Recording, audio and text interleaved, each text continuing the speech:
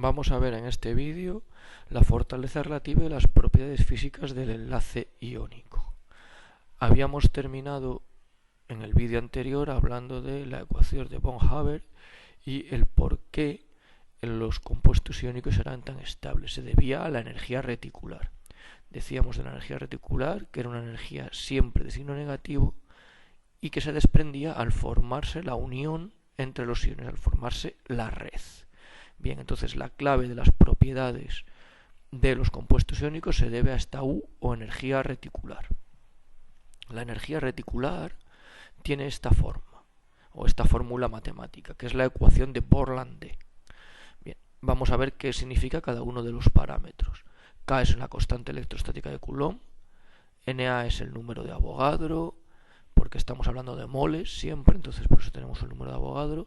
Q más es la carga del catión, por ejemplo, si estamos usando el Na más sería más 1, si usamos el magnesio más 2 sería el más 2.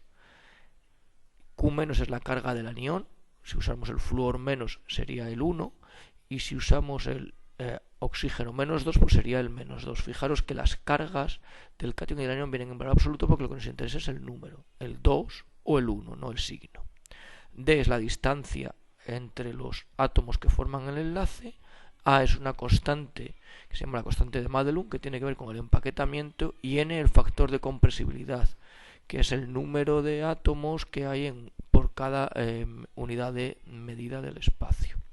Bien, no asustarse porque no vamos a trabajar directamente con el cálculo matemático de la energía reticular. Nosotros vamos a saber calcularla como hemos hecho a través del ciclo de von Haber, o simplemente vamos a intentar intuir, que es lo que vamos a hacer en esta segunda fase, qué compuestos tendrán mayor o menor energía reticular, sabiendo su fórmula química. Por ejemplo, vamos a ver aquí un montón de compuestos iónicos: el cloruro de berilio, el cloruro de magnesio, el cloruro de calcio y el cloruro de estroncio. Fijaros que todos los cationes, es decir, el berilio, el magnesio, el calcio y el estroncio, pertenecen al mismo grupo, tienen todos carga más 2. ¿Qué es lo que cambia en cada uno de los compuestos? Porque el cloro tiene el mismo tamaño, pero lo que va a cambiar es que el estroncio es más grande que el calcio es más grande que el magnesio y el magnesio es más grande que el berilio. ¿Qué ocurre? Que al aumentar el tamaño del átomo, aumenta la distancia de enlace o la distancia entre los núcleos, ¿vale? Al ser mayor la distancia del cloruro de estroncio que la del cloruro de berilio, la energía reticular del cloruro de estroncio va a ser menor, porque la distancia está dividiendo en nuestra ecuación. Por tanto, a igualdad de cargas, a mayor distancia va a disminuir la energía reticular. Tiene menor energía reticular, por tanto, el cloruro de estroncio, como estábamos diciendo. Continuamos ahora, por ejemplo, y lo que vamos a hacer es comparar tres elementos que lo que va a cambiar es la carga. Fijaros, tenemos el cloruro de berilio, el cloruro de sodio y el cloruro de aluminio. En ambos casos tenemos átomos de cloro, pero unidos a diferentes átomos catiónicos. La carga del berilio es más 2, la del sodio es más 1 y la del aluminio más 3. Fijaros que al aumentar la carga aumenta mucho la energía reticular. Por la del aluminio tiene una energía reticular de menos 5.376, la del cloruro de berilio menos 3.304 y en cambio la del cloruro de sodio menos 787. Porque las cargas están como numeradores y aumentan mucho el valor de la energía reticular. Bien, fijaros nuevamente en que la energía reticular es negativa y que se mide en kilojulios por mol. Recordamos la ecuación de Borlande, fijaros en la parte de arriba que tenemos que multiplicar por el número de Avogadro. Las unidades son en kilojulios por mol. Bien, de esta manera podemos predecir qué compuesto iónico tendrá mayor o menor energía reticular. A mayor energía reticular vamos a tener mayor estabilidad, porque acordaros que era el factor que nos daba estabilidad en el enlace iónico. Bien, recordando esto, vamos a ver las diferentes propiedades físicas que tienen los cristales o los compuestos iónicos. La primera son los puntos de fusión y ebullición, que son elevados.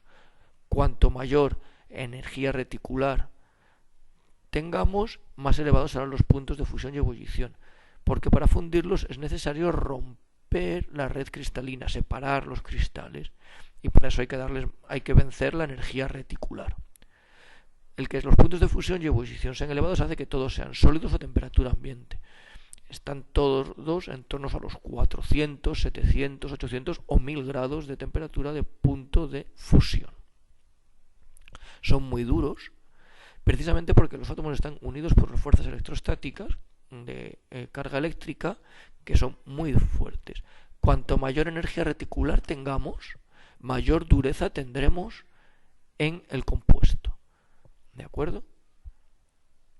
Son solubles en disolventes polares e insolubles en disolventes apolares. La solubilidad es la capacidad de que el cristal se separe, de manera que, por ejemplo, el cloruro de sodio, el sodio y el cloro se separan y se mete entre medias una molécula de agua. Eso es lo que ocurre cuando disolvemos, por ejemplo, una cucharada de sal en agua, que el sodio y el cloro se separan y se mete por medio moléculas de agua. Es más fácil separarlos cuanto menor energía reticular tengan, porque, como ya hemos visto, la energía reticular es la fuerza que los hace mantenerse unidos. Conduce la electricidad en estado disuelto o fundido. ¿Por qué? Pues porque cuando están en estado disuelto o fundido tenemos cargas, un catión y un anión, separados que se pueden mover con libertad. El movimiento de las cargas eléctricas es lo que produce la electricidad. En estado sólido no conduce la electricidad, porque están encajados o colocados en la red y no se pueden mover. No podríamos desplazar un catión o un anión sin que el equilibrio positivo o negativo que se forma en la red eléctrica, como veíamos en el vídeo anterior, se rompa. Son frágiles. Eso quiere decir que resisten muy mal los golpes.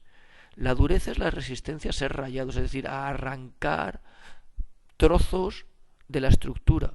¿Por qué son muy duros? Porque arrancar un sodio de la estructura desestabiliza la estructura y por eso tiende a mantenerlo. Pero son frágiles porque en un golpe sí que se puede romper la red cristalina en pequeñas redes, eso sí, manteniendo la estructura básica. ¿Vale? Por eso son frágiles, aunque son muy duros. Bien, con esto hemos visto las propiedades principales del enlace iónico y su relación directa con la energía de red o energía reticular.